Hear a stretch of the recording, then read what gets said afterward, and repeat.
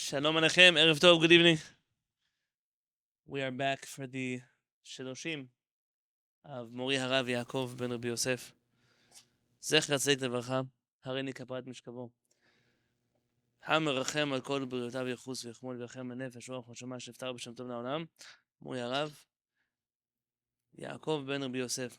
רוח אדם דלכנו בגן עדן הוא בכל בלץ השומרים עמו בכלל החכמים הסליחות וכן יהי רצון ונאמר אמן. I thought that tonight is the Sheloshim. And so we should learn Torah from the Rav. On the flip side, it's also Elul, and I usually would be giving a class on Rambam and Teshuvah. Now, I figured there would be a way to combine the two of them, and that would be to share with you some perspectives that Morenu HaRav would have taught us after the Rambam Shiur last night.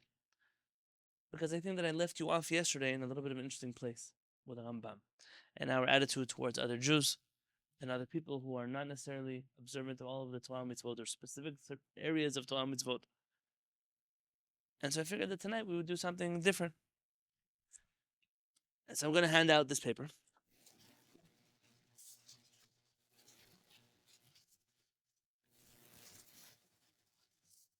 You could take one and pass it around.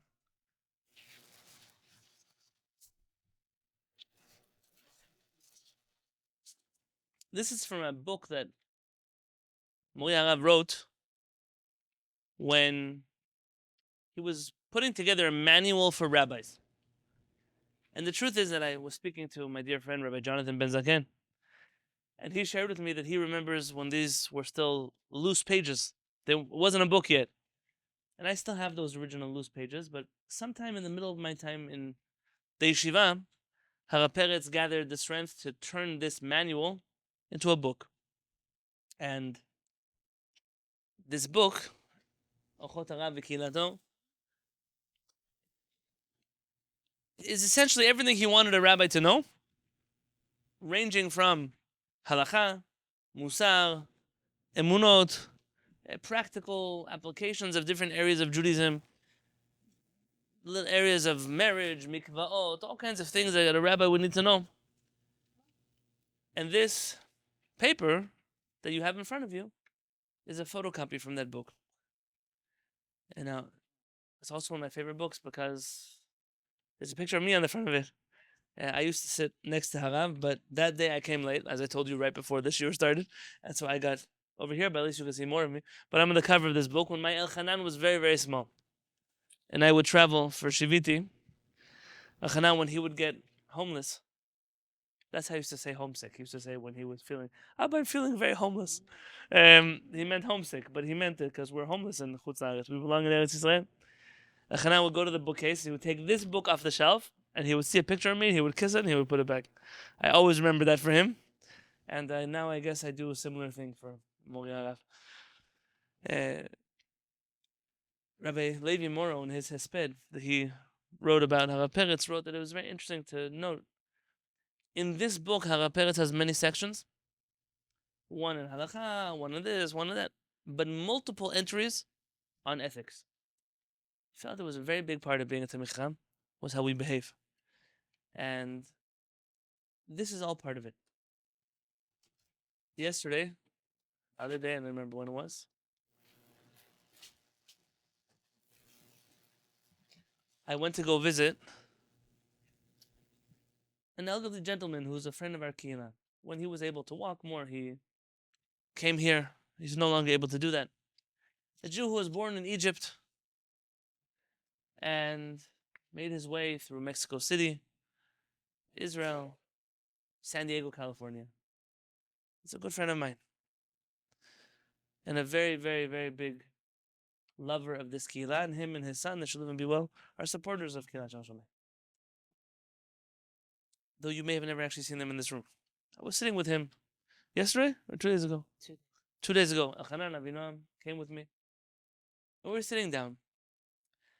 And you have to understand that when I see this gentleman, what do I know? I know that the parents of yesterday did an incredible job raising Jews. Regular Jews. It's not an exceptional Talmid Chacham. I cannot vouch for every single aspect of his halachic observance. I can't, not that I have any reason to think otherwise.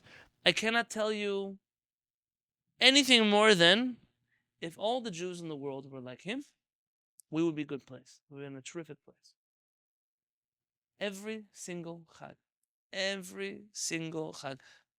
What do you mean every single Chag? Doesn't matter. We have Kehillat HaShamayim now, almost 11 years. He comes to my house looking for me to get a beracha from the rabbi. You have to understand, this gentleman is not he's not a spring chicken. And then, because he gets a beracha from the rabbi, he has to donate to the Kehillat. A rule. I was telling this, he comes in. No. My parents taught me, you go to Chacham before every holiday. You go to Chacham, you get a beracha. You get a beracha, you donate to the Kehillat. Period. Don't try to talk me out of it. And as his health has been declining over the years, I haven't seen him in a few months. That's why I went to his house this week. I haven't seen him. He's not able to drive so much anymore. I used to write him emails that, please, let me come visit you. And he says, my parents taught me, you always go to the Chacham doesn't go to you. You're not going to make me now, after all these years of my life, disrespect the Talmid Chacham. And so this time he let me come to him, because I put him on the spot. Came to him, sat together, and he showed me his tehillim. And he showed me the tefillin that he puts on every morning. And he showed me, and we talked about life in Egypt and life in Israel. We talked about the tzedakah organizations that his family started in the Middle East and then in New York and then Israel. Just all kinds of things. And this kind of Jew is a standard issue. It's not standard. Don't take it the wrong way. Standard issue Jew. And this standard issue Jew who doesn't consider himself to be anything special. So what, he prays every day with tefillin and he eats kosher food and he told me, he said, if in Egypt I kept kosher, you don't think in San Diego I'm going to keep kosher? Like, what kind of crazy thing is that? And he said, you think it was easy to keep kosher in Egypt? He said, no. But my mother taught me to keep kosher. That's what I do. He came to show me his freezer. He has chickens from Los Angeles and cookies. He brought it. He showed me the hechsher. You have to show me the hechsher. When he met America, he didn't know what hit him, like being run over by a train. Mamash. Yesterday, 2 days ago, with my kids, he said, I understand you don't keep this, you don't keep that. I get it. Life is what life is. But not to believe in HaKadosh Baruch Hu? Not to pray to HaKadosh Baruch Hu every day? Not to sit with your tefillin and just, he said, feel mabsut. Just to be happy sitting in your tefillin? He said, not to do Shabbat and Chagim with your family? He said, well, like, what's going on in people's heads? Where do they come from?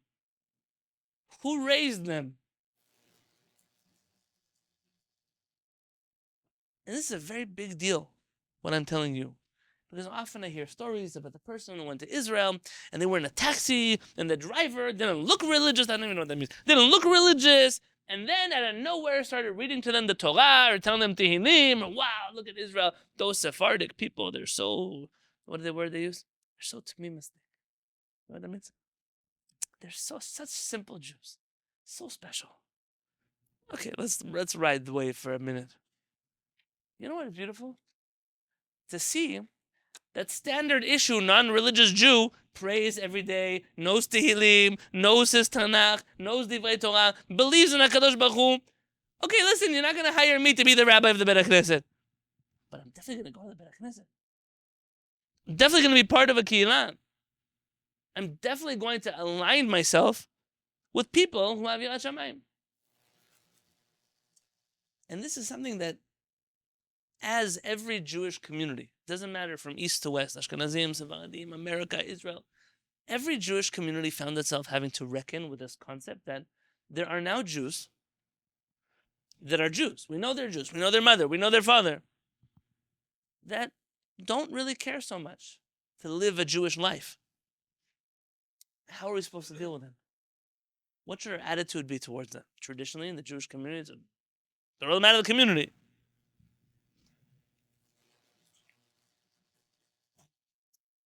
But there has to be something else.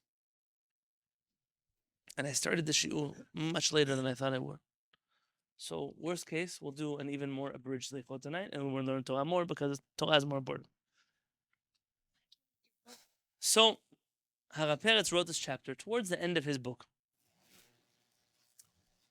And I remember the inspiration behind this chapter. HaRav Peretz gave a shiur, and he said that if someone were to tell him that he does not believe in HaKadosh Baruch Hu, that he would be afraid to fall asleep next to them at night. If you'd be in a hotel with somebody, another Jewish person, and they told you before he went to sleep, I don't believe in HaKadosh Baruch Hu. HaRav Peretz said he would go look for a corner to sit on the floor, to stay awake with his back to the wall, to make sure the person doesn't kill him in the middle of the night. And that obviously created a tumult among the students. Like, what do you mean? Only religious people are good people? HaRav Peretz took it to heart and came the next day to clarify and said, I don't want anyone to walk away from any of my shiurim thinking that I have any negative feelings towards any Jews in the world. But the basis for me is emunah in HaKadosh Baruch Hu. If I know that a person believes that there is a God in the world who watches what they do and cares about what they do, regardless of how good of a job they do doing those things, then I know there's a basic level of, okay, he's going to do his best to be a good person to me. But when I don't know that, I have nothing that I can rely on to say, why is that person going to let me live tonight? And HaRav Peretz, his legacy could be understood in two ways. Because if you know HaRav Peretz, if you knew him, you would know, like one of his children told me, that he was a religious fanatic. I know it's not the Rav Peretz that you experienced. For HaRav Peretz, not one section of that Shulchan Aruch was able to be compromised on. Nothing. Not a sentence, not a chapter, not a page, nothing. On the other hand, though, HaRav Peretz sent hundreds of rabbis around the world to open Kehillat, and not all of those Kehillat have people in them that follow the Shulchan Aruch by every sentence. So I told the son, there's obviously the HaRav Peretz that you knew as a father. There's the HaRav Peretz that deputized us as his students. HaRav Peretz was a real kanai. That was the word, a zealot, not a fanatic, a zealot. And the way that HaRav Peretz felt was proper to be zealous for HaKadosh Baruch Hu was to teach Torah to as many people possible. As many people as possible. It's not about screaming at cars on Shabbat and throwing rocks. It's none of that. If you really want to make a difference, don't stop teaching Torah ever. Ever. Just go to the whole world and teach Torah all the time. How many times did HaRav Peretz say he was jealous of me? You were there. How many times? He said, I'm jealous of you that you get to teach people Torah in America and I can't. He said, Ashrecha. Praise you. I said, I only do it because of you. He said, so what? I'm still jealous. I said, good, so I'm doing it for you. Then he would smile. I'm doing it for you. So tonight, I want to show you where that zealousness, that zeal comes from, and why it's channeled the way it was channeled, instead of being channeled as anger or frustration or division between different Jews. Before I do that, one more sentence.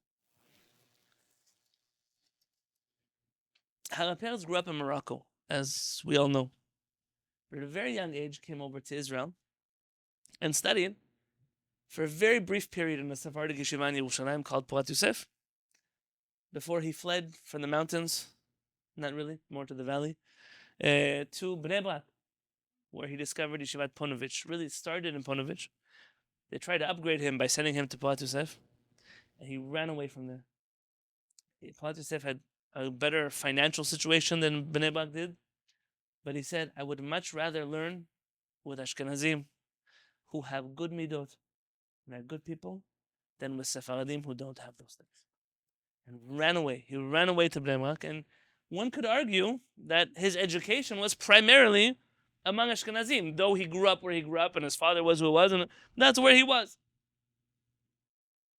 And I don't think you can miss that part of HaRav Peretz and certain tunes or certain things. It's not something you could avoid. It's obviously what made me feel something in common with him, because I feel like a little bit of that legacy I lived also. But here's the but. A while ago, Professor Tzvi Zohar, my dear friend, special person. He reached out to let me know that Bar Ilan University was running a new study. They've studied so many Sephardic Chachamim, but they never dedicated a study in academia of Sephardic Chachamim who were raised or studied or lived in Israel, and how Israeli society affected their Sephardic Judaism. And he asked me to present on HaRav Peretz, and I wrote my proposal for presentation. HaRav Peretz thought it was hilarious that I was going to speak about him somewhere in a convention, but he gave me permission. When I asked HaRav Peretz if I could summarize your Torah in one sentence, what would you like me to summarize all of your life? He said 4 words, 4 phrases. Emet, truth. Yosher, straightforwardness, integrity. Tzedek, righteousness. And then he said, Ahavat HaBeriot, love of creations. I don't know, correct him. I said, one more word. Ahavat HaBeriot Kulan. Said all creation. Jews, non-Jews, everybody. Bakol Mikol, everybody. If you want to write my legacy, those are the 4 words. Emet, Yosher, Tzedek, Ahavat HaBeriot Kulan. And they ended up rejecting my proposal. I don't think academia saw what I wrote so kindly. It was not Professor Tzvi Zohar. There was a whole panel. In there, they wanted to know how Ashkenazi Judaism influenced HaRav Peretz, in the sense of the word they used was how Ashkenazified did he become in Israel? It's a good question. It's a good question. You can draw that line along many rabbis. And I wrote to them that I challenged the premise of the question. I said, you see, when Rabbi Yosef Masas is sitting in Morocco and he quotes an Ashkenazi rabbi, you say, wow, what a worldly chacham, he knew Torah from everywhere. I said, when Rabbi Eliyahu Mani was sitting in Hebron and he was the Rosh Shiva of the Mekubalim and he quotes the Baal Shem Tov, you say, wow, what a worldly chacham. All of a sudden comes HaRav Peretz, he's going to quote an Ashkenazi rabbi. Oh, Ashkenazified. I said, instead of seeing that our rabbis didn't divide Torah on racial lines. They divided Torah and there's truth and there's things that are not true. It doesn't matter where it comes from.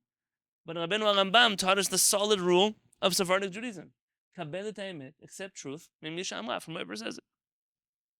I said that was my rabbi's most Sephardic platform. And in that way he learned from everybody. And I refuse that you'll see him quoting an Ashkenazi source and call it Ashkenazification. So that's not a correct understanding of what is happening here. And I think that's what made me not accepted to the panel discussion that was on there. It's okay. I'm having the conversation now. HaRav Peretz, this question really sat deep with him. Look with me in the right column of that page. Ketzad lityaches al kol ben Israel. How to relate to every single Jew. Bereshit perek zeh, at the beginning of this chapter, חשבתי לנכון וראוי להביא מספר הנפלא תומר דבורה מרבי משה קורדוברו זצ"ל. I thought to quote from the incredible work, Tomer Devorah. I suggest you study this book at least once in your life. You don't even have to study the whole book. Just the first chapter. After that, it gets very Kabbalistic and you don't have to deal with it. First chapter. Rabbi Moshe Cordovero lived in Tzfat. He was a Sephardic Chacham. He was the rabbi of Maran in Kabbalah. כיצד צריך להתייחס לכל יהודי באשר הוא שם? He was also the brother-in-law of Rabbi Shlomo Halevy HaKabetz. Okay. I don't know that, but I believe that it's true. He was a brother-in-law of Rabbi Shlomo HaKabetz. I don't. כיצד צריך להתייחס לכל יהודי באשר הוא שם? How you relate to every Jew? אמנם ההלכה לא זזה ממקומה, ההלכה never changes, אבל לא להתעלם ולא לשכוח שהוא אדם שנברא בצלם והוא יהודי בן אברהם יצחק ויעקב. But never to forget that a person who's standing in front of you who's Jewish is Jewish. And they are a child of Abraham, Yitzchak, and Yaakov. Rabbi Moshe Cordovero, and the reason I'm not going to elaborate on the first source is because I've taught it so many times. You've learned it with me before. I taught it in Portland in a Shiur before. Rabbi Moshe Cordovero in the book Tomer Devorah tries to get people to be more like HaKadosh Baruch Hu. אל מלך יושב על כיסא רחמים ומתנהג בחסידות Mochel avonot damo ma'avir rishon. The whole book is built on the premise of HaKadosh Baruch Hu. He's an El, Rachum, V'chanun, Erech Hapayim, V'av Chesed, V'emet. All of those qualities of HaKadosh Baruch Hu, how we emulate them as people. And one of those is in the way that we treat other people. Look at Aleph. Tomer Devorah writes, the book Tomer Devorah means the palm tree of Devorah. Why did Devorah sit under a palm tree? Okay, because it was modest. What's modest about sitting under a palm tree? So why not under an oak tree? She was a judge. She was a judge, yeah. So why under the palm tree? Yeah. But you said sniut. I'm asking, what does sniut have to do with the palm tree? Oh, because the palm tree is like the leaves are very high up. Because even though it gives you shade, it's very open, very visible. There are some trees that you sit under them, it's still private. Yes? But really, Chachamim tell us a different reason why she sat under the palm tree. It's not thin. Because a palm tree has one heart that goes all the way up, and only at the end the branches branch off. That the Jewish people are like a palm tree. Their heart is one. And even the differences that you see are very superficial. The branches are just on top, but the Jewish people are one. And this is the reason the Rabbi Moshe Cordova named his book Tomer Devorah. HaKadosh Baruch Hu mitnaheg im Yisrael b'derech zeh. HaKadosh Baruch Hu behaves to the Jewish people in this way. Lomar, he says, Ma eseh l'Yisrael. What could I do for the Jewish people? What can I do to them? Hem krovai, they're my relatives. Sher basar li imahem. I'm literally part of their flesh. Shehem bat zug l'Kadosh Baruch Hu. We are the spouse of HaKadosh Baruch Hu. Vekorei la, and he calls us biti, my daughter, achoti, my sister, imi, my mother. HaKadosh Baruch Hu loves us like his family. And therefore, look at them bold. Lefi she'eno sovel tzaram uklonam. HaKadosh Baruch Hu cannot handle, so to speak, any denigration of Am Yisrael. They're my family. Don't speak bad about my family. Kach yitneg ha'adam im chavero. That's the way a person should behave with his friend. Kol Yisrael em sher basar elu im elu. We are all relatives of each other, Am Yisrael. Mipnei she'neshamot kilot yachad, because our souls are all part together. They're bundled together. Yesh bezeh chelek mizeh uvazeh chelek mizeh. All of us share neshamot. We all have parts of each other. V'chen mitam zeh kol Yisrael aravim zeh lazeh. That's what it means that all the Jewish people are guarantors for each other. We each contain inside of us a portion of our friends. When I do an avera, I hurt my own soul, but I also hurt the part of your soul that has my soul inside of it.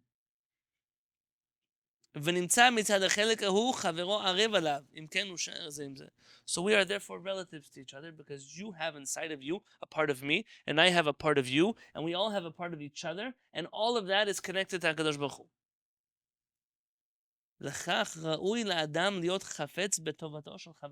That's why we must always look out for the well-being of our friends, of Jewish people. We should always want the success of our friends. It doesn't make sense that if I am part of you, that I am jealous of you. It doesn't make sense. If you have a big house, I have a big house too. If you have a lot of money, I have a lot of money too. If I have a lot of money, you have a lot of money too. Don't be jealous. It's like when spouses get jealous of each other. Who asks you, do you care that your wife makes more money than you? Who cares? We'll go to the same bank account. I care. Your self-worth is tied into that. You don't realize that we're the same people? People don't realize that. They're still competing with each other. Am Yisrael has no reason to be in competition. We should take care of the honor of other Jewish people, because their honor is our honor. Because of this, we were commanded,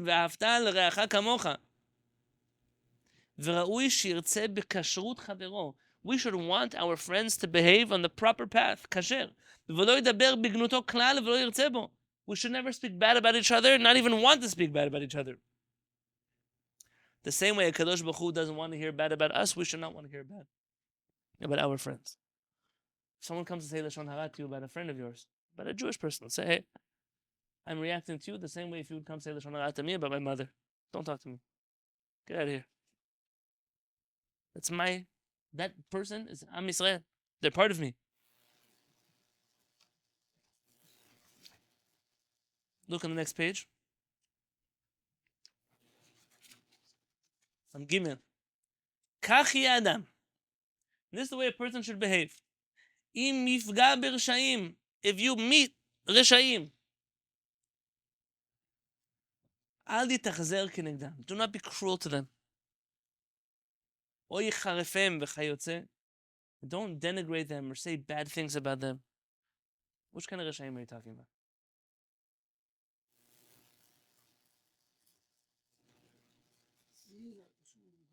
Am Yisrael. We're talking now about Am Yisrael.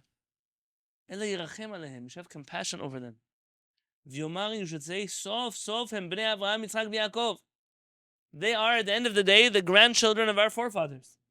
Im hem enam kesherim. If they're not kosher people, avotehem kesherim v'agunim. Their forefathers were. V'amvazeh habanim, mevazeh ha'avot. And someone who embarrasses the child is hurting the parents also. Maybe in the West you don't understand this culture as much. But my children represent me. I represent my parents. Speak bad about me, you speak bad about my parents. Speak bad about my children, you speak bad about me. Don't speak bad about Avraham, Yitzchak, and Yaakov's children. Because really, what it means is you're speaking bad about Avraham, Yitzchak, and Yaakov. En retzoni shitbazu avotehem al yadi. I do not want that the forefathers of these people should be denigrated because of me. Umchase elbonam umetakenam kefi kocho. That you should try to cover for them as much as you can and fix them. It's not covering so you can look the other way. It's covering them, but I want to help you get better just without embarrassing you. And therefore, look in Dalet. Tzarich ha'adam, a person needs sheshum siba shebaolam lo timna'ehu milehetiv. There should be no reason in the world that stops you from doing good for another person. ושום עוון או מעשה בני אדם בלתי הגון לא ייכנס לפניו כדי שיעכבהו מלהיטיב לאותם הצריכים טובתו בכל עת ובכל רגע.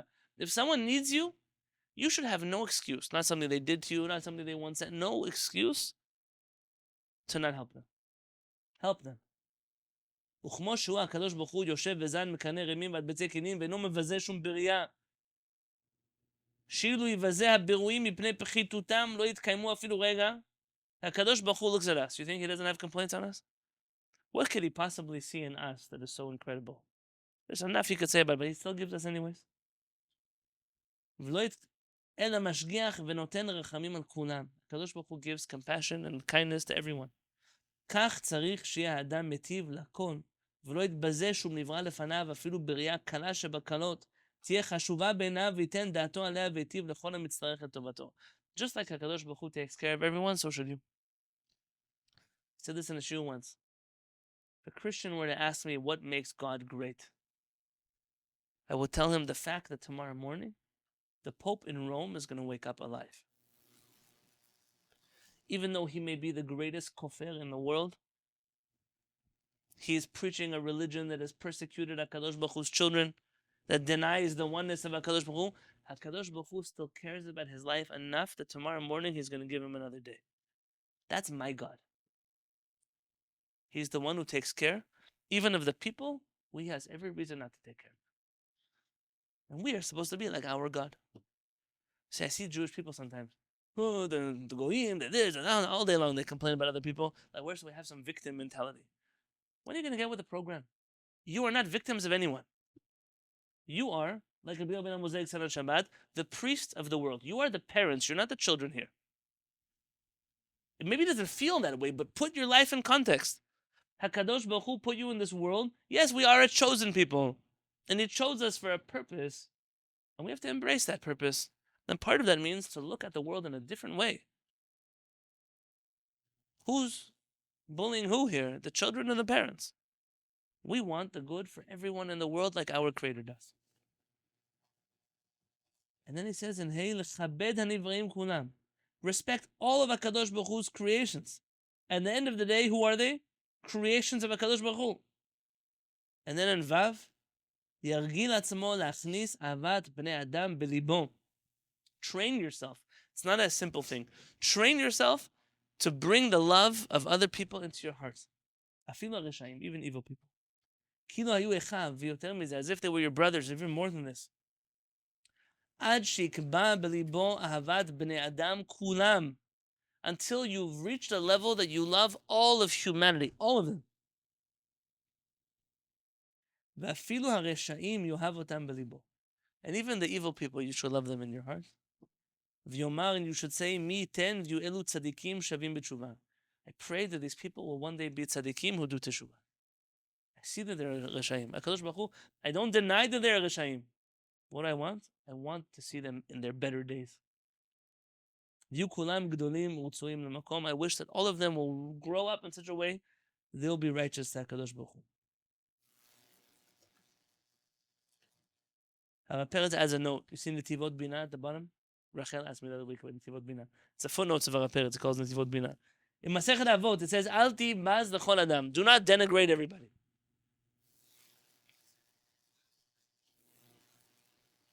He quotes here a commentary, Tiferet Yisrael. The last line in the footnote. Afilu l'ksin, even a stupid person, a bad person. Umshulal kol dat, a person who's lacking any kind of intellect, any kind of capacity to think. We're not talking here about someone who's mentally lacking, but in terms of choice. They make bad choices all their life. Hu rashad, look on page Shin Mem He, the other side. You flip it over. Rashad lamut, terachem al kilkulam v'lo tevazem. Tavzem.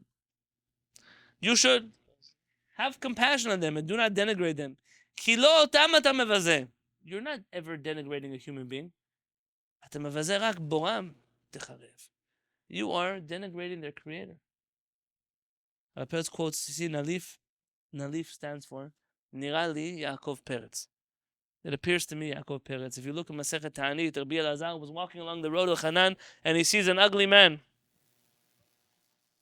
And what does he tell him? He said, wow, you're so ugly.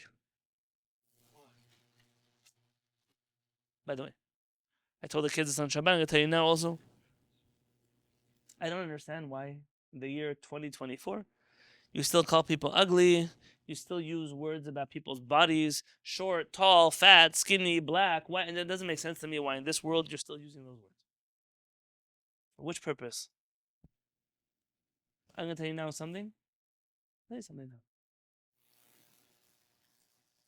It is almost a rare occurrence. Rare. It could happen. Go to a burn unit in a hospital, Khalila. Almost nowhere in the world are there ugly people. Almost all people are beautiful. It's a fact what I'm telling you. If you take out all the movies from your head and all the stupidity that you believe and all the vainness that you've been taught, you just look at another person in their eyes when they talk to you, a man, a woman, an animal, it doesn't matter. You will see beauty. That should be something you practice regularly. To practice looking at other people, seeing beauty. It doesn't matter how big you are, how small you are, how tall you are. It doesn't matter. None of that matters. And if you don't feel that way, then it's a mistake. You have to fix it. The person can do teshuvah. Rabbi Peretz writes a story from Masechet Ta'anit. Rabbi Elazar says, so ugly. And what did the man respond to him? Tell that to the artist who created me. Well, yeah, I created myself. I didn't choose that nose. He chose that nose. I didn't choose those lips. I didn't choose that hair. He chose it.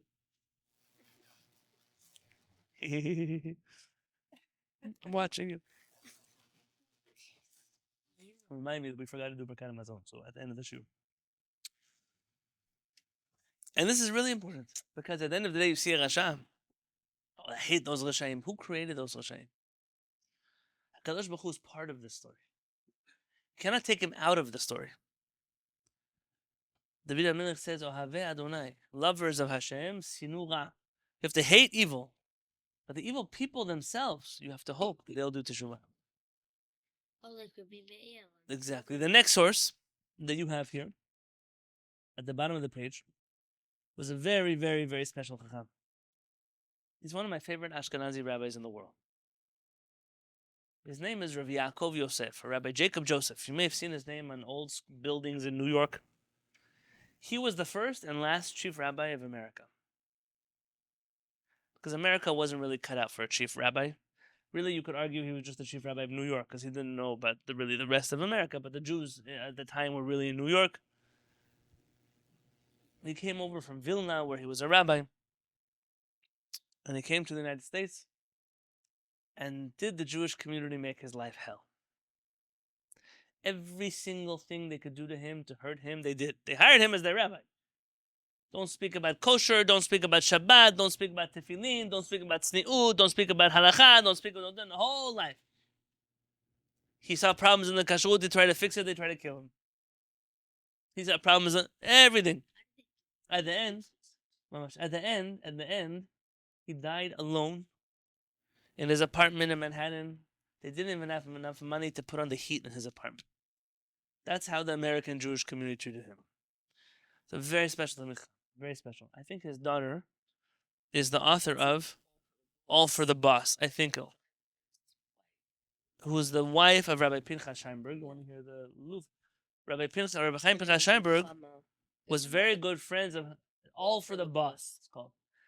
Rav Peretz's son, Rabbi Elchanan, yes, Rav Peretz's son, Rabbi Elchanan, is a prime student of Rabbi Chaim Pinchas Scheinberg. If you look at all the books of Rav Peretz, he has a letter in them for Rabbi Chaim Pinchas Scheinberg until he passed away. And they're all connected because he married the daughter of this Rabbi Yaakov Yosef. And he writes, the gist of what he writes, this is B'mayit Sheni, in the Second Temple times. The first temple was destroyed because the Jewish people sinned. The 3 capital crimes. They worshipped idols, sexual immorality, they murdered people. The second Beit HaMikdash, they did not do any of those things. In fact, second Beit HaMikdash, everybody was fighting on how to be religious. Everybody was fighting. There were Perushim, there were Tzedokim, there were Baitusim, they had the Qumran sect, the Minim, the early Christians, all kinds of Jews fighting how to be real Jews. Aval ha'onesh achuban haya sinat chinam. The destruction of the Beit HaMikdash came because of sinat chinam, of baseless hatred.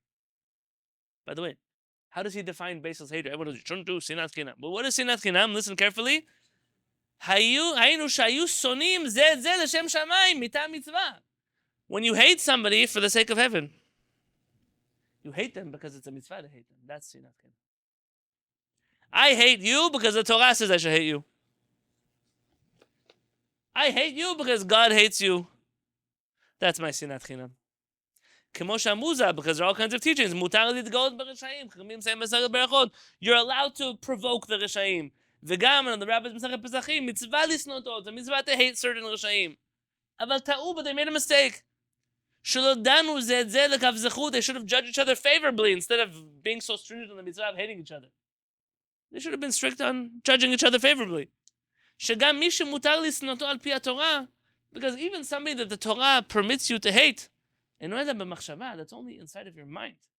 But not in any of your actions. That hate cannot be translated into action. Only here. I know I hate that person. Why do I hate that person? I don't want to be like them. I don't want my kids to be like them. But what does the Torah say? When you see them and their donkey is suffering, even if you hate them, you help them unload. Why? I should hate them. Doesn't matter. That's not the way you live your life.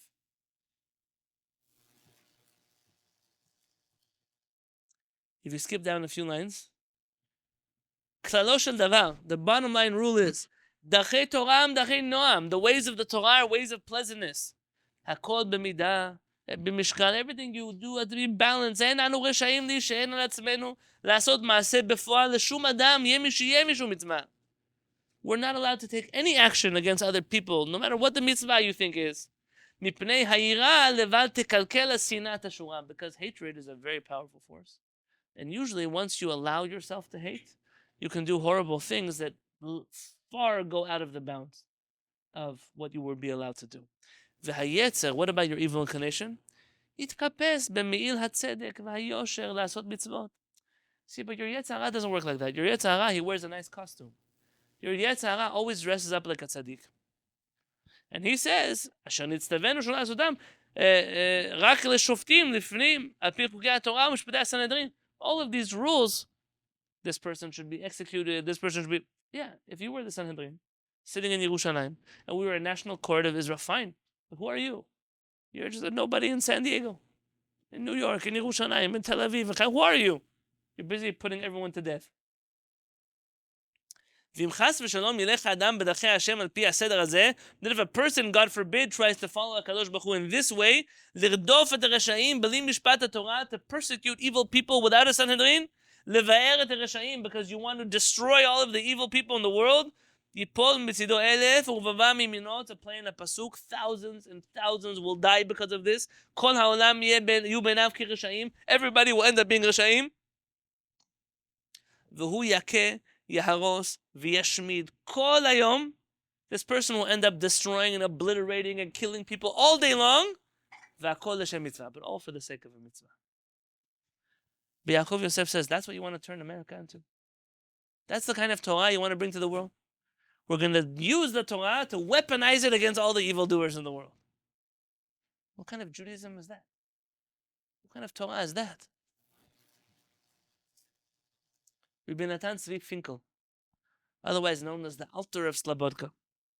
HaRav Peretz famously is allergic to Yiddish, and so he writes the Saba from Slobodka, which is, I guess, how modern Israelis would say it too. What is an Alter, really? The older, the elder. So, Zaken. He writes, Avraham Avinu he'ir la'olam be'or shel chesed ve'ava b'ma'asav ha'tovim v'chasadav ha'rabim shegamal im kol adam. Avraham Avinu lit up the world, says the Alter of Slobodka. And by the way, did I tell you that whole introduction about Ashkenazim and Sephardim? You see how many Ashkenazi sources HaRav Peretz is bringing? Doesn't matter. He taught us that it doesn't matter. Other people who want to be purists, it matters to them. For HaRav Peretz is emet. If it's emet, I'm going to quote it here. If it's not emet, I don't care. You could bring me from Morocco, from Iraq, from Yemen. If he's a liar, he's a liar. It doesn't matter where he comes from. כשגלה הקדוש לאברהם אבינו את העונש הצפוי לאנשי סדום, כשגילה. When הקדוש ברוך הוא showed אברהם אבינו the punishment that was supposed to be for the people of Sodom, היה לו לאברהם, אברהם אבינו, if he was really religious, לפי כל מושגנו, the way we understand things, לשמוח במשפט אדוני לרשעים אלה שהרסו והשחיתו את העולם. Avraham should have been overjoyed. HaKadosh Baruch Hu is finally coming to take vengeance on this world. Look at those evildoers. He should have been happy. אכן אברהם אבינו השיג אחרת. רחמיו לא נאכו למות הכל. ועוד הוא עצמו נעשה הסנגור בעבורם, ושתדל למצוא להם זכות. אברהם אבינו turns around and says, HaKadosh Baruch Hu, no, don't destroy the evildoers.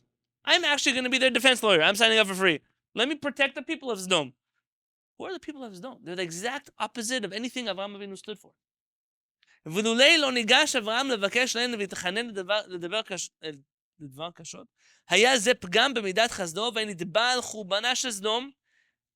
He said, if Avraham Avinu did not do this, if he did not stand up for the people of Sodom, says Rabbi Yonatan Halevy Finkel, then he would have actually been guilty of killing the people of Sodom. That is your job as a Jew, as a leader of the Jewish people, Avraham Avinu, to defend the Rasha'im in the world from HaKadosh Baruch Hu's wrath. כמו שנתחייב נוח, שלא יתפלל לדור המבול. The same way our rabbis accuse Noach, look at the next page, because he did not pray sufficiently for the people in the generation of the flood. אף על פי שהיו רשעים גמורים, ועברו על כל העבירות שבעולם. Who were the people in the flood? They were horrible people. Wow, Noach should protect them? Yes. If you are a servant of HaKadosh Baruch Hu, you're his ambassador in the world, your job is to protect people. ודאי התרחק אברהם אבינו מאנשי סדום. It's obvious that Avraham Avinu had nothing in common with the people of Sodom. אפילו מלוט בן אחיו התפרד. He even separated from his nephew, Lot. אבל לא מנע את חסדו מהם להתפלל עבורם. But he did not hold back his compassion on them to pray for them. מפני שצורת החסד מחייבת לסבון ולשאת גם אותם. כמו שהשם יתברך סובד ונושא את החוטא ואינו מסיר חסדו ממנו אף בעת חטאו. כן גם האדם, מהו אף אתה. Just like HaKadosh Baruch Hu doesn't give up on us, we are forbidden from giving up on Rasha'im. It's our job to change the world, not to damn the world. It's easy to damn everyone to hell. It's so much harder to protect everybody, and then once you've defended them, to take care of them. That's a whole different job. But if you want to have chesed, then you have to take that burden on your shoulder. I see that most people need to hear Ben Adam Malacha Nirdam. So I'm going to try to wrap this up as soon as I can so we can get to that song and we'll wake you up, B'ezrat Hashem. Because you can't sing, "Why are you sleeping?" when you're awake. וראוי להוסיף דעתו של הגאון רבי יוסף חיים זוננפלד. זיכרונו לברכה. Rabbi Yosef Chaim Zonenfeld. Have you heard of this name before? הוא היה הרעב"ד של העדה החרדית. He was the head of the bedin of the העדה החרדית. Says HaRav Peretz in nice words, אף על פי שהוא היה מהקנאים להשם יתברך. He was from the zealots of HaKadosh Baruch Hu. Rabbi Yosef Chaim Zonenfeld was not known for his peaceful legacy. Just put it there. He was a very, very sharp chacham. He fought the waves of secularism in the Jewish community tooth and nail, particularly in Israel and particularly Zionism. He started off as a friend of HaRav Kook, later almost an opponent of HaRav Kook. Yitzchak Lopez was a tough man. He also respected HaRav Kook a lot, though he very much disagreed with him. He has a personal tie to my family because my wife's grandmother was orphaned in Yerushalayim, and she was raised by Rabbi Yosef Chaim Zonenfeld. He took in my father-in-law's mother. My father-in-law's mother. They all died from typhus in the early years. And so Rabbi Yosef Chaim Zonenfeld took people into his home and he raised my father-in-law's mother. Rabbi Yosef Chaim Zonenfeld was a special kind of zealot. He mamash. Zionists to him were like the worst of the worst. That was his mentality. They say once there was a group of young Zionist youth, think of like HaShomer HaTzair, this kind. The boys and girls, they decided to march through the streets of his neighborhood, holding hands and singing on the top of their lungs to provoke the neighbors. That's the kind of wars that were going on in Israel in those days. Rabbi Yosef Chaim Zonenfeld was walking down the street and he saw this happen. And he looked at them, and in a loud voice he said, Yosef Adonai alachem kachem 1000 פעמים ויברך אתכם כאשר דיבר עליכם. HaKadosh Baruch Hu should bless you and increase you 1,000-fold. Someone said, Rabbi, you lost your mind. You know who these people are? And he said the following sentence. Are they not Jewish children? If they're Jewish children, I want there to be thousands and thousands more, and he should bless them. That's all he saw. His zealotry was real. It was a real zeal for HaKadosh Baruch Hu's Torah. We can argue on the way. The approach was not our approach. But it was a zeal that was genuine. Rabbi Yosef Chaim Zonenfeld writes the following. אם ראית אדם ישראל שחוטא הוא פושע בגופו. If you see a Jewish person who is a sinner, who does things wrong, אל תשנאהו ותבזהו אלא רחם עליו. Don't hate him. Have compassion on him. And then he says, look at the end. רוב פושעי ישראל. Most of the people in the Jewish people who do wrong, תינוקות שנשבו הם. They don't do it intentionally.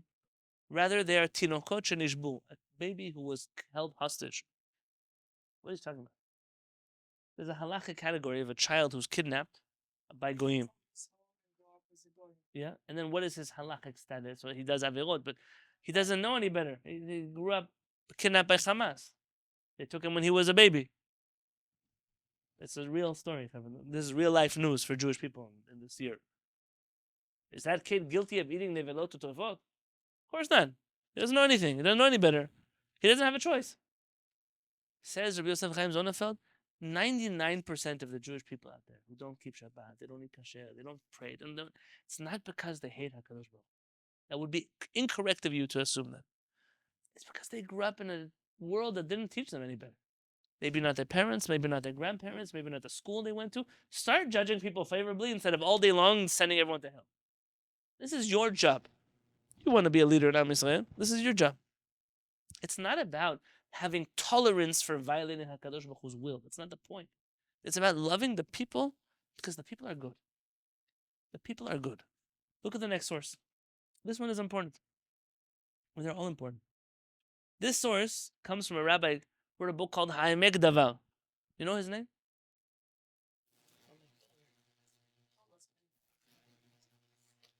The Netziv. Who is the Netziv? Rabbi Naftali Tzvi Yehuda Berlin. Very good. Either his brother or his nephew, I think his nephew. I think so.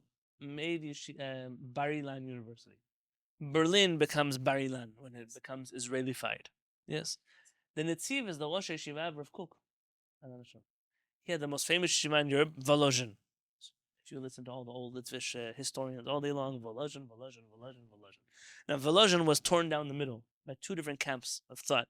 You had the Netzivs, half of the yeshiva, and the Briskers, their side of the yeshiva, and then later those yeshivot split. I'm not here to give you a lesson on Lithuanian Jewish history, but the Netziv was a very unique person. And he was a very warm person, seemingly. He drew a lot of people in. Chaim Nachman Bialik studied by the Netziv. A lot of the yesterday's yeshiva students who became Zionists or socialists, or all of those people were students of the Netziv. He held a very eclectic camp of students. Contrast him to the Brisker Rav, that was his colleague. They say, when the Hasidim started coming to Volozhin, so it became a thing to go get a blessing from the Rosh Yeshiva. Now, the Lithuanian Jews, they don't. The culture of rabbis blessing people is not so much their culture. And anything you see today that resembles that is only because they borrowed it from the Hasidim. They say they once, they would come to the Netziv, they'd ask him for brachot, he would give them brachot. And then they went to the Brisker Rav and said, Rabbi, can you please give us a blessing? And they said the Brisker Rav would look at them, and in all seriousness, he would say, I don't know what you're asking me. And he said, what do you mean? I want a blessing. He said, no, I'm explaining to you. If you're an apple, I would say on you, borei peri ha'etz. And if you were a potato, I would say on you, borei peri ha'adama. But I don't know what bracha I'm supposed to say on you. I mean, in his head, this concept was so foreign to him, and that's why the yeshiva really ran two completely different yeshivot. This Naftei Tzvi Yehuda Berlin was a very, very special chacham. I could talk about him in a different shiur. But he wrote a commentary in the Chumash. And in the commentary he says, do you want to know how we destroy the world? How we lose parts of Eretz Yisrael? How we lose our stronghold in places that Am Yisrael belongs? Listen. He writes in Tet. Avot ha'olam, our forefathers of the world, Abraham, Yitzchak, Yaakov, Nikraim Yesharim. They're called by the Chachamim Yesharim. Yeah, and by the way, who called them Yesharim first? Bilam. Bilam says, please let me die. Mot Yesharim. Let me die a death like the forefathers. What does he call them? People of integrity, Yesharim. Hatam shnikreim Yesharim. Why are they called Yesharim and not Tzadikim or Chasidim, righteous people, pious people? Shehavot, because our forefathers. Milvad shehayu tzadikim v'chasidim v'ovei Hashem b'shlemut. Even though they were righteous and pious and loved HaKadosh Baruch Hu in every way, od hayu Yesharim. On top of being righteous and pious, they were also Yesharim. What does that mean? Hainu, that means shitnahagu im umot ha'olam, that they treated the non-Jews of the world, afilu ovdei avodah zara mechoarim, even the worst of the pagans in the world. Mikol makom hayu imam be'ava. They were with those people. They treated them with love. Chashu letovatam. They wanted that which was good for those people. Shu kiyuma biriyah, because that's the only way you can have a society exist, is that you want the good of other people. We're not just Jewish people who care about Jewish people. We want the good for the whole world. That's what makes Abraham, Yitzchak, and Yaakov Yesharim. They're more than just righteous. They're more than that. וכן אנחנו מוצאים כמה השתתח בתפילה אברהם אבינו על סדום. How much did Avraham Avinu pray for Sodom? ואף אגב שהוא שנא אותם ואת מלכם תכלית שנאה בגלל רשעתם. But he hated them and their king because of the evil that they did in the world. מכל מקום חפץ בקיומם. Nonetheless, he did not want them to get wiped out. He still wanted them to exist.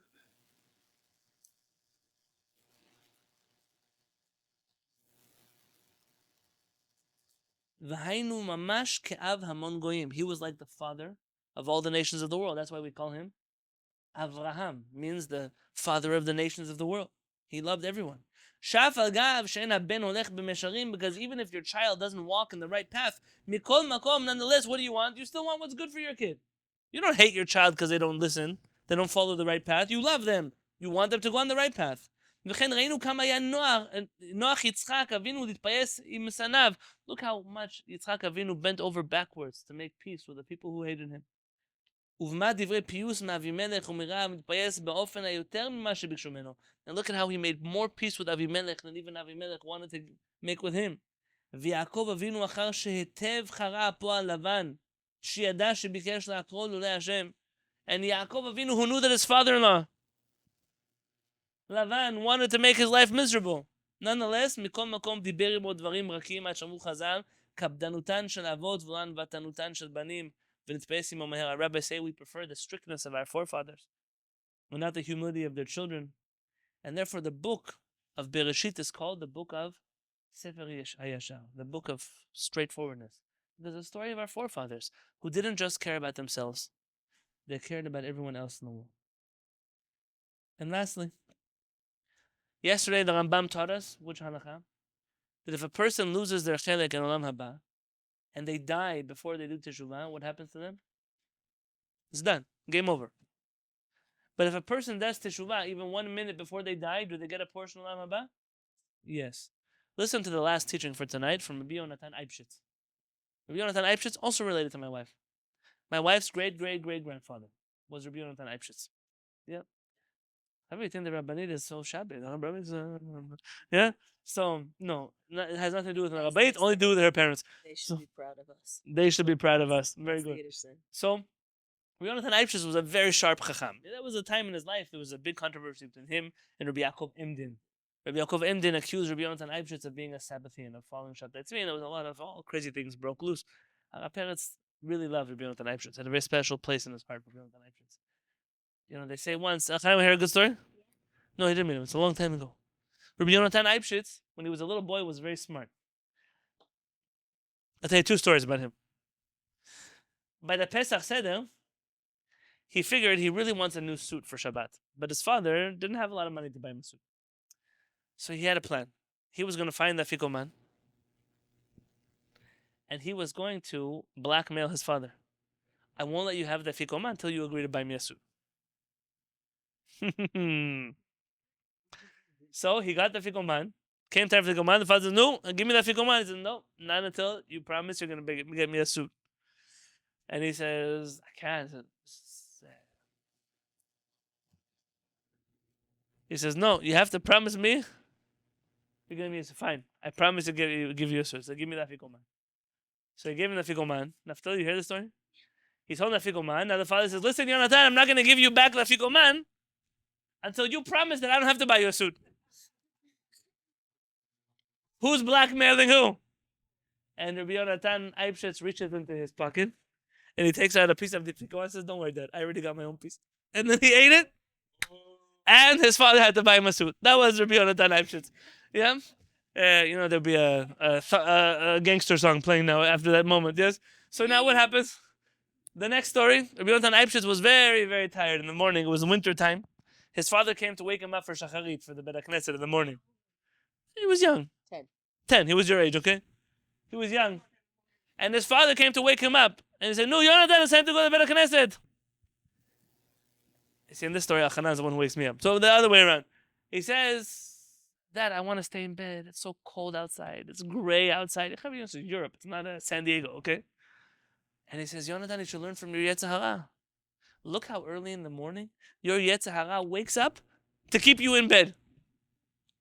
And they say that Yonatan Halevy, he looked at his father and he said, Dad, you made a mistake. You see, my Yetzer Hara doesn't have a Yetzer Hara who wakes up to keep him in bed in the morning. Yeah. So this was Rabbi Yonatan Halevy. He says the following in his book, Yarot Dvash. V'chen ra'ui me'od litpalel al kol ish Yisraeli. A person should pray for every Jewish person. Mitam, for the reason she'en לך איש מישראל שאין לו חלק ויד במצוות. וחייתה נפשי בגללו, שאנחנו זוכים על ידו שכל ישראל אחד הם. Every Jewish person does mitzvah. Some might only be the mitzvah of respecting their parents, or maybe a mitzvah of giving tzedakah, but everyone does mitzvot. And we all depend on each other's mitzvot. V'im hu rasha gamur. But what happens if you know a Jewish person who's a complete rasha? Pshita shesh litpalel lebריאותו. How much more so you have to pray for his health? Why should you pray for his health? Shlo yamut chayav. Because you don't want him to die before he does teshuvah. Kim yamut beli tikun chas v'shalom. Because if he dies without doing teshuvah, he's not going to go to Olam Haba. If he doesn't go to Olam Haba, yechesar evar miguf gadol shu kalut Yisrael. The whole body of Israel that is made up of all of us Jewish people will be missing a limb. Vena shechina shora al guf pagum. And the Shekhinah only rests on a body that is whole. How are we going to expect the Shekhinah to be with us if we're willing to cut off all of our fingers and all of our toes and all our arms and all of our legs and all of our... How could it be? I once heard a story from a relative of Kook. I told the story to my brother Ariel when he started medical school. Harav Kook had a relative, I don't know if it was a nephew or a cousin, I don't know who it was. He was a doctor in Israel. And there was a situation where there was a person who had to get one of their legs amputated. They were suffering. And all the doctors said you have to amputate the leg. And he said, I want a second opinion. And they brought a second opinion. And this doctor said, we can try a very controversial treatment. It's going to be very aggressive, but we can maybe save your leg. He said, I want to try it. They tried it. And they were successful in saving the man's leg. And after the treatment, this man asked the doctor, said, Doctor, can you tell me something? All the doctors wanted to amputate the leg. Why did you try so hard? He said, my relative, Harav Kook, when I finished medical school, told me the following thing. A person's body is like Am Yisrael. You never, ever, ever cut off a person's limb unless that's the only choice that you have to save the rest of the body. But before you cut a Jewish person out of Am Yisrael, you must guarantee that you have done everything you possibly can to keep that person inside of Am Yisrael first. He said the same thing with the body part. I want you as a doctor to always, always, always try everything that you can to keep a person's body intact before you start removing pieces. The same way we as rabbis do for Am Yisrael. When I think about Morenu HaRav, and I think about all that he did in his life, and there's a lot that he did in his life, but I'm writing and I'll share more as the years go on. The one part of HaRav Peretz that I think is a legacy that he has that no one else has are the hundreds of students around the world, of which I'm one of, as Zachiti, who all day and all night teach Torah, learn Torah, have communities, have yeshivot, have schools, have whatever it is they do. All of them who recognize you really want to be a zealot for HaKadosh Baruch Hu, don't let his children get lost. You really want to be a zealot for the Torah, don't let people be ignorant of it. You really want to be a zealot for Am Yisrael, keep as many Jews Jewish as you possibly can. You really want to be a zealot? Let as many people who want to be part of Am Yisrael be part of Am Yisrael. That's your job. That's what you came here for. And I think that that's rooted firmly in a zealotry that doesn't hate people. It's a zealotry that truly loves people and wants people to be close to HaKadosh Baruch Hu. And so I thank you, because I don't know that you know that all of these years you have been a satellite of HaRav Peretz. Yes, I came here with my wife and we built and we did, but without you, this wouldn't be here. And without all of the people who are part of this legacy. And so I bless my friends also. All of my friends, everywhere they are in the world. Those should bless them and their children, spouses. They shouldn't give up. We're in a world, like I told you the first night, nothing changed. The tears that I had the first night still come every day. We are alone in a very, very dark world. We as Jews are alone in a very dark world. We, as Talmidei Chachamim, who are students of HaRav Peretz, are even more alone in a Jewish world that is so dark. But we have a big light that we carry with us. That big light is the Torah. And we pray that Or Chadash al Tzion Ta'ir, HaKadosh Baruch Hu should shine a new light on Tzion. V'nizkeh kulanu mehera le'ora, as the Ashkenazi Siddur says, and we should merit very soon to see the light that HaKadosh Baruch Hu lights on Tzion. Torah Ora, Torah is light.